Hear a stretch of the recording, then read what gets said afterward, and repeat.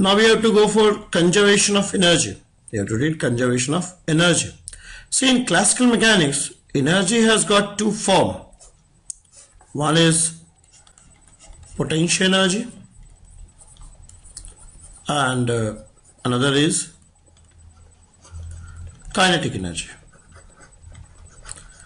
I discussed, if you remember, I discussed in detail about potential energy and central force problem. Potential energy characterizes the configuration of the system. It characterizes configuration of the system, and kinetic energy is all about motion, right? It characterizes, it tells you about the motion of the system. So potential energy it's all about configuration of the system. It's all about motion. All right. So this is potential energy. This is kinetic energy. I hope you have studied this. We have studied this in central forces in detail. What is potential energy? What is kinetic energy? See, now we have to discuss, when do you think in a classical system energy is conserved? What is the criteria for conservation of energy? When do you think the energy is conserved in a classical system? See, in a classical system, energy is conserved. You have two kind of classical system. In fact, you have two kind of classical system. I'll rub all this. We have, in a classical system, you have two kind of classical system.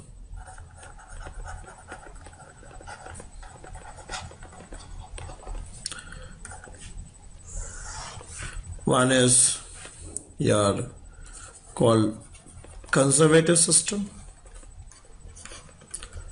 and other is dissipative system. You have two kind of classical system, conservative system and dissipative system. When do you call the system to be conservative? If you have presence of only conservative forces, presence of only conservative forces. Here you have presence of dissipative forces also. Dissipative forces. So it means we are categorizing forces into two types, conservative and dissipative forces. When do you call the force to be conservative? When do you call the force to be conservative? Force is conservative. When do you call the force to be conservative? Which force you call it conservative? Which force do you call conservative? When is the force conservative? See, a force is conservative when it has something to do with the configuration of the system. Force is said to be conservative if it relates to configuration, meaning when this force acts on the body, when conservative forces act on the body, it leads to change in configuration. When a conservative force acts on the body, it will lead to change in configuration, right? Or when configuration changes, the force will, see here, like for example, I'll tell you, for example, say electrostatic force, or say gravitational force. Say gravitational force. See, it has something to do with the configuration, gravitational force. Suppose you have the solar system, Sun, Earth, say Mercury, then Venus, Earth, Mars, Jupiter, Saturn, and Pluto, right? So in that case, even if the position of one of the planets changes, the gravitational force acting on the Earth will change. See, Earth is experiencing gravitational force from Sun and other planets. If you change the position of the Sun or you change the position of these planets, the gravitational force acting on the Earth will change, or the gravitational field in the solar system is going to change, right? Gravitational field produced at any point in the solar system depends on the position of these planets. So this gravitational field is going to change if any one of the planet, the position of that planet changes. It means if the configuration of the system changes. See, configuration of system is changing means even if position of one of the particle changes, we say the configuration changes. So if configuration changes, this gravitational field acting on any gravitational field at any point, or gravitational force acting on any body is also going to change, right? So it has something to do with configuration. Like suppose you have proton and you have electron. See, the electron, the electrostatic force acting on electron depends on the position of proton and electron. If position of proton and electron changes, if distance between proton and electron changes, the gravitational force is going to change. So it has something to do with configuration. It has something to do with configuration. If suppose I have n charges, q1, q2, q3, q4, qn, qi, and the other charges, and let's talk about field at point P. Let's talk about field at point P, electric field at point P. So electric field at point P, even if you are changing one of the charge, even if you are displacing one of the charge, the electric field at point P is going to change. It means electric field at any point in space does depend on how is the arrangement of the charges. Even there is a slight change in the position of one of the charge, the whole electric field distribution in the space will change. So electric field is a conservative field. Electric field is a conservative field. Means when the configuration is changing, the electric field will change. Electric field at any point in the space will change. So these forces, electrostatic force or gravitational force, has something to do with the configuration. Has something to do with the configuration. That's why you write such a field as E equals to minus del V. Or you write gravitational force as F equals to minus del U. F is equal to minus del U. These forces are expressed as the gradient of potential energy because it has something to do with the configuration. If configuration is changing, the force is going to change. In configuration, it has something to do with configuration. Del is space derivative of potential energy. If configuration is changing, potential energy will change. So that will give rise to the change in the electric field or gravitational field. So this is how, that's why we call them conservative. Conservative forces has something to do with the configuration. They can be represented as the gradient of a scalar potential. They can be represented as gradient of potential energy, or you can say there exists a potential energy corresponding to conservative forces.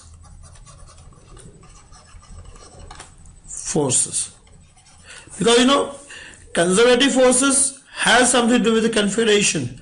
So there must exist a potential energy corresponding to conservative forces. Like gravitational forces, you have gravitational P. Electrostatic forces, you have electrostatic potential energy. For electrostatic forces, you have electrostatic potential energy. For gravitational forces, you have gravitational P. So these forces are expressed as the gradient of scalar. These forces are expressed as the gradient of scalar. So in that case, work done by these forces can be written as del U dot dr, and this can be written as minus del U dot dr. And what is del U dot dr? That is I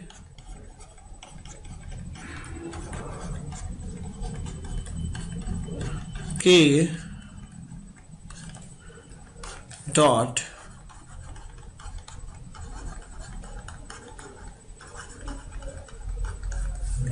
and that gives you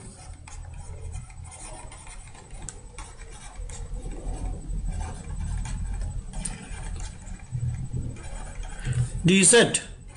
So that is du. And suppose the body moves from say when these forces are acting on the body is moving from, say, the point x1, y1, z1 to point x2, y2, z2. That is I, this is F. In that case, this is equal to Ui minus Uf. The potential energy at this, when the particle lies here, the potential energy when particle lies here, that's here. The potential energy here is Ui and this is Uf. So work done by these forces in moving a particle from this I to F is equal to Ui minus Uf. The difference in potential energy, work done by conservative forces is equal to difference in potential energy, Ui minus Uf. And if these forces are acting on the body,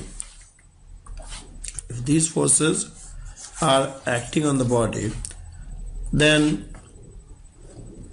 I can write this as, say, m dv by dt dr. I can call this as this, and this can be written as m dv by dt dr by dt into dt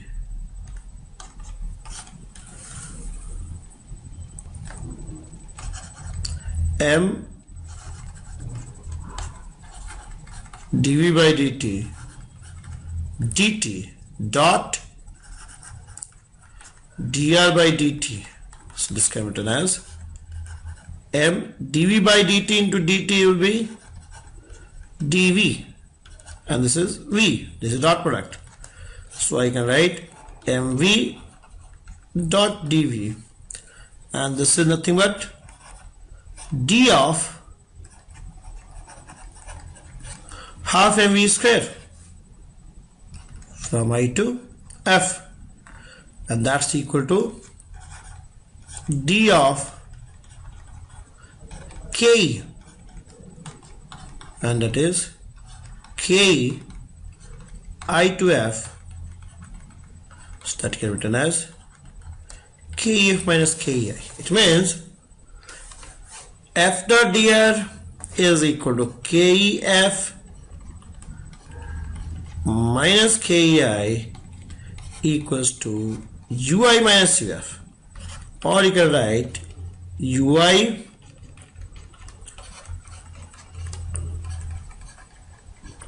kf, or the total energy in the beginning ei equal to ef. Ei equals to ef, right? Energy in the beginning, the mechanical energy when the particle was at I is equal to mechanical energy when particle is at F, means initial energy is equal to final energy. When I am telling about energy, this is nothing but it's mechanical energy, energy belonging to classical system. It's mechanical energy, energy belonging to the classical system is called mechanical energy, right? So in this case, when these forces do work, the mechanical energy remains conserved. When you have conservative forces doing work in the system, the mechanical energy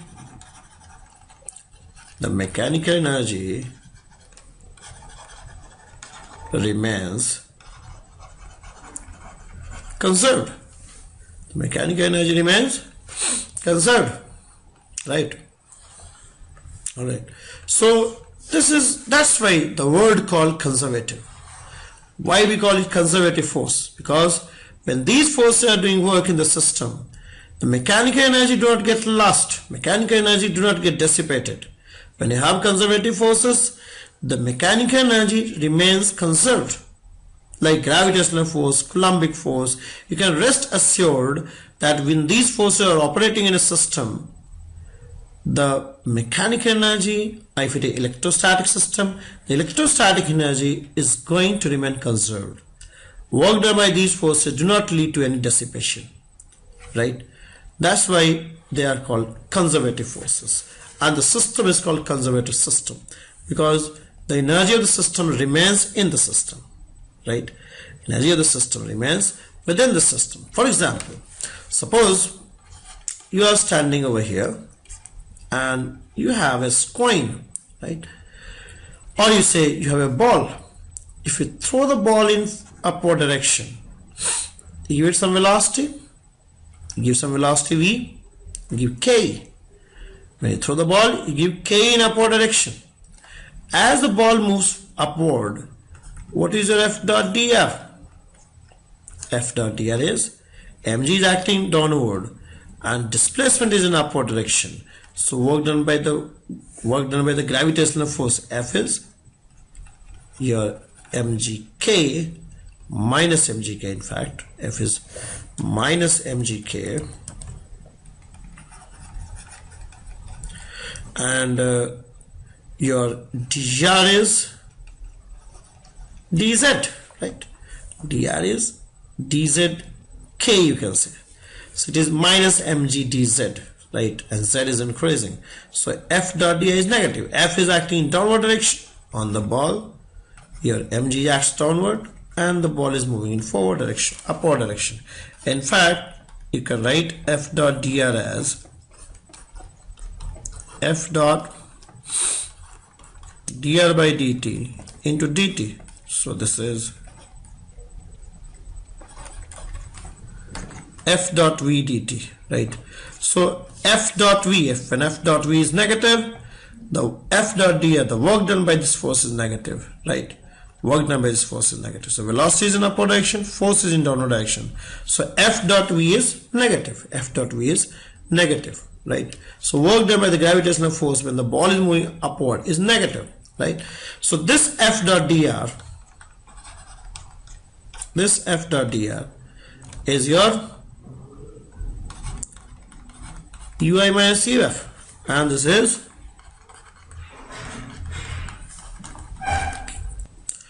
kef minus kei. Means if this F dot dr is negative, it means the potential energy is increasing.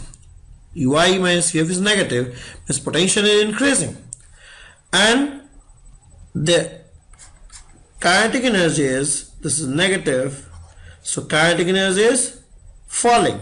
So as the ball moves upward, gravity does negative work that leads to increase in potential energy and decrease in kinetic energy. So in fact, whatever the kinetic energy is decreasing, that leads to corresponding increase in P. So when work done by the force is negative, means force is acting opposite to velocity. So K will fall, but whatever K is falling, there is a corresponding rise in P. When you are applying a force opposite to velocity, then you are doing a negative work on the system. Gravity is, the force of gravity is applied opposite to velocity, so K will fall naturally, but fall in K is equal to corresponding increase in P. So it means mechanical energy is not changing. Whatever K is falling, that is leading to increase in P, leading to increase in potential energy, right? Okay, so here the mechanical energy is not lost out of the system. So your and see the opposite case. When ball is coming down. When ball is coming down, the gravity does positive work. The force acts in the direction of velocity, so it will increase K. The work done by gravity is positive. Work done by the gravity is positive. So it will lead to increase in K, but increase in K leads to corresponding fall in P. So P is falling, K is increasing. So here also your mechanical energy remains conserved. It's only that mechanical energy gets transformed from K to P, P to K.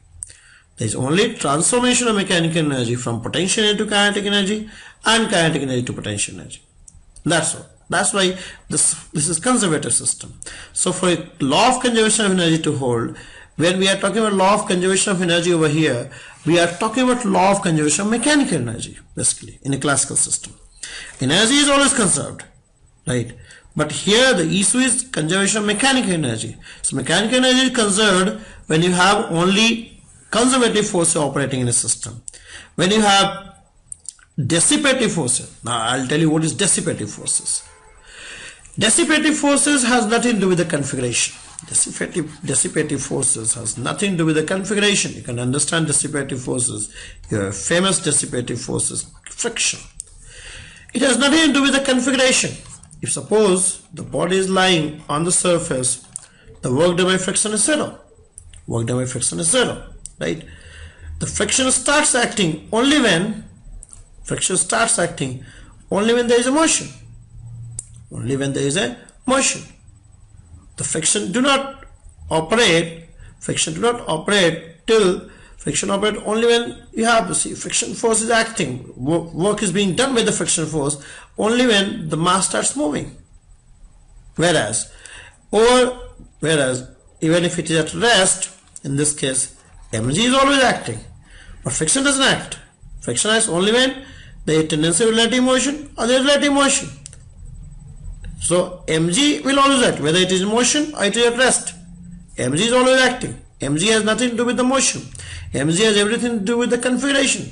It will depend whether mass is on the earth, right? What is the distance of mass from the earth, center of the earth, that will decide what is mg. But friction does not depend on that. Friction does not depend on the configuration. So it's something which is not depending on configuration, right? Something which is not depending on configuration. So there do not exist a potential energy corresponding to such forces. There do not exist. Such a force cannot be expressed as this, right? There do not exist any potential energy corresponding to the friction forces, because friction forces have nothing to do with the configuration. Dissipative forces has nothing to do with the configuration. Said there is no potential energy corresponding to such forces. So in fact, when these forces are doing work, it does not lead to any change in the configuration. Due to friction force, do not have any change in the configuration. It has nothing to do with configuration. Work done by these forces do not lead to, it has nothing to do with the change in potential energy. F dot dr will only lead to, as I have proved here, it will be KEF minus KEI, right? KEF minus KEI. So if you have same mass m and the body is moving, a friction force acts. So friction does a negative work. Work done by the friction force is negative, right? Work done by the friction force is negative. Usually the work done by dissipative force is negative.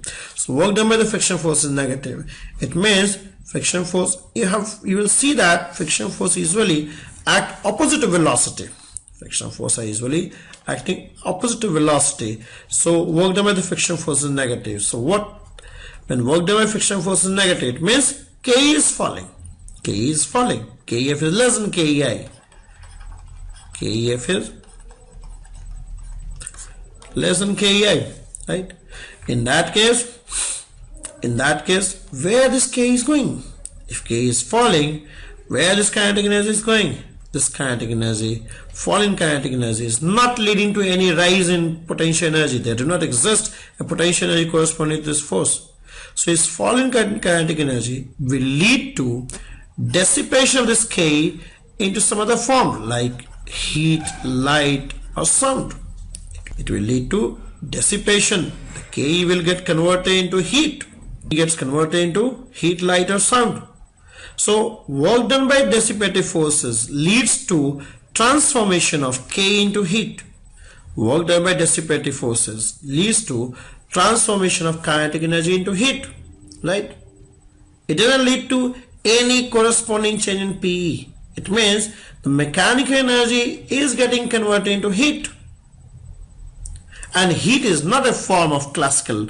Heat is not a mechanical energy. This heat is not possessed by these particles. The heat gets lost to atmosphere. Heat gets lost to surrounding. It dissipates from the classical system. It is not something possessed by the particles. Heat gets dissipated out of the classical system, right? So overall energy is conserved, but mechanical energy is not conserved. Mechanical energy is not conserved. So when these dissipative forces are operating in a system, they are doing work in a system, it will always lead to dissipation of the kinetic energy into heat, right, or light or sound.